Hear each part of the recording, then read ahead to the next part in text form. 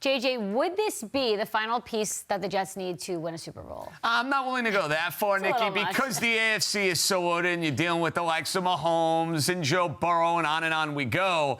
But I absolutely love the idea of going and getting Dalvin Cook for the New York Jets. And I understand Breece Hall is here, and we all love Breece Hall, but he's coming back off a torn ACL. I don't know if you want to be giving him 20 to 25 touches in the early going in September and October. Dalvin Cook is a guy who can score touchdowns.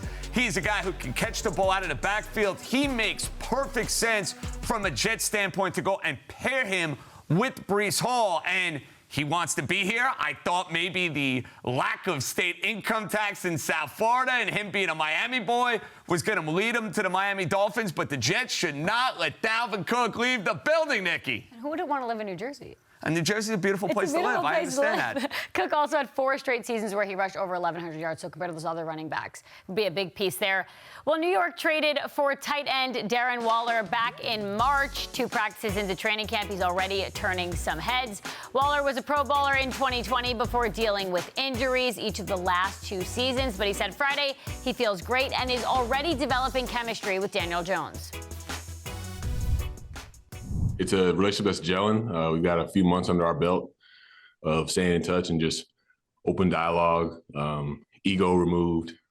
We can tell each other what we're thinking, what he may want, things I've been comfortable doing and things I like doing, and find a midpoint or be able to just learn about each other. So I feel like it's paying off, and just trying to keep it going day by day and let the results take care of themselves.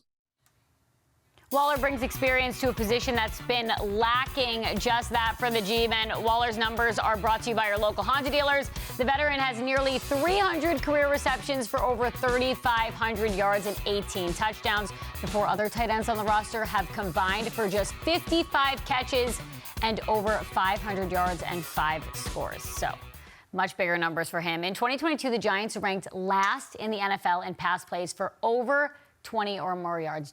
I know you're all in on Darren Waller here. Do you think, though, he can be the player he used to be for the New York Giants? I think if his health is where it needs to be, Niki, it's a resounding yes. I mean, this is a guy who scores touchdowns. He's a super freak athletically. He's exactly the sort of weapon that has been lacking for Daniel Jones. And that's why I was so excited when the Giants went and made that trade with Vegas back in the offseason, because what do you need to go and score touchdowns in the red zone? A high-quality, high-caliber tight end. Darren Waller has put up some monster years in the NFL, but durability is a monumental concern. So that, to me, is the million-dollar question. If you can get Darren Waller to go and play, I don't know, 14 or 15 games for the New York Giants, I think he's going to have great success. I think he's going to put up big numbers, and I think he will profile, Niki, honestly, as the #1 wide receiver, even though he ends up being a tight end. But he needs to be able to stay on the field. That's the million-dollar question for him going into the year.